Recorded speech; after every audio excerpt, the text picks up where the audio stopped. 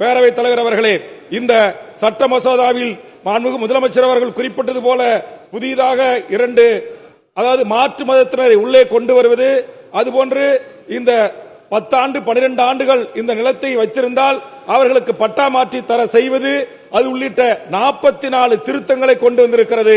இந்த 44 திருத்தங்கள் என்பது இந்திய நாட்டில் வாழ்கின்ற சுதந்திர இந்தியாவின் விடுதலைக்கு தன்னுயிர் தந்திட்ட இந்த தேசத்தின் பிதாக்களாக இருந்த காந்திக்கு நிகராக போர்க்களத்தில் மாண்டு போன அந்த மாவீரர்களை வேலூர் சிப்பாய் கலக்கத்தில் தொடங்கி இன்றைக்கு டெல்லியில் இருக்கிற கோட்டை சுவர்களை இடம்பெற்றிருக்கிறது வரையில், அந்தமானில் இருக்கிற இந்திய சுதந்திரத்தின் போராளிகள் வரையிலும் எல்லா இடங்களிலும் நீக்கமர நிறைந்திருக்கிற எனதருமை இஸ்லாமிய உறவுகளை அந்நியப்படுத்தி பார்க்கின்ற ஒரு அநியாயமான, அக்கிரமான, மோசமான ஒரு சட்ட மசோதா இந்த சட்டம் என்பதை நான் இந்த அவையில் பகிரங்கமாக குற்றம் சாட்டுகிறேன். இது ஒருபோதும் இந்தியாவின் பன்முகத்தன்மையை காப்பதற்கும் இந்தியாவின் இறையாண்மையை காப்பதற்கும் இந்திய நாடு ஒற்றுமையாக விளங்குவதற்கும் இது ஏற்புடைய சட்டமாக இது அமையாது.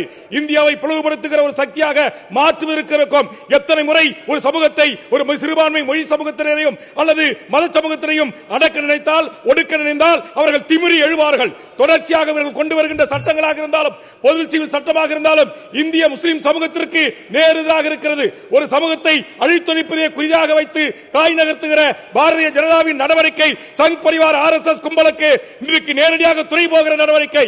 இதை ஒருபோதும் இந்த அவை ஏற்றுக்கொள்ளக் கூடாது என்கிற நல்லெண்ணத்தின் அடிப்படையில் மாண்புமிகு தமிழக முதலமைச்சர் அவர்கள் கொண்டு வந்திருக்கிற இந்த மசோதாவை தமிழ் சமூகத்தின் சார்பாக, கோடான கோடி சுதந்திர இந்தியாவின் விடுதலைக்கு வித்திட்ட இஸ்லாமிய மக்களின் சார்பாக, ஏழை எளிய மக்களுக்கு கல்வி கண் திறந்திட்டு கிறிஸ்துவ இஸ்லாமிய சமுதாய மக்களின் கிறிஸ்துவ மக்களின் சார்பாகவும் இதை நான் எதிர்ப்பை பதிவு செய்து மாண்புமிகு முதலமைச்சர் அரசியல் தீர்மானத்தை வரவேற்று அமர்கிறேன். வாய்ப்புக்கு நன்றி.